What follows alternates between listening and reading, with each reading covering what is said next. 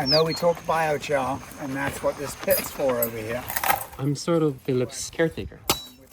So I help him pretty much with anything on the property. In terms of gardening, tilling the earth, getting the plants in, helping him maintain it. Currently, I'm cutting down invasive trees. Philip really does ask me a lot for my opinion about how the landscape could look. He values my input in a way that I think just makes me want to help him more. Help him envision what the place might look like in 10 years. You don't want any air down in there, so you want to make sure that you push the soil down around it. Squeeze it up from the bottom. There it is. It amazes me how other people want to be engaged with the ʻāina.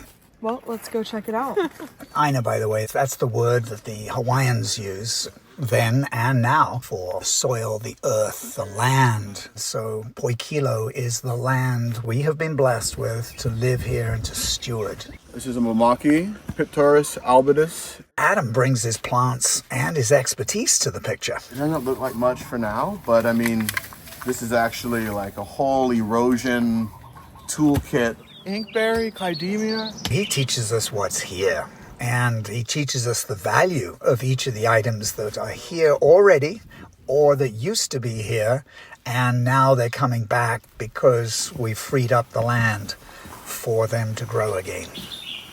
The uluhe is like a really important ground cover fern. I mean, it's just like a carpet.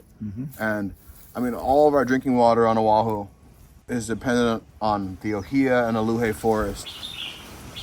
I think if we take care of the ʻāina in effect is taking care of us.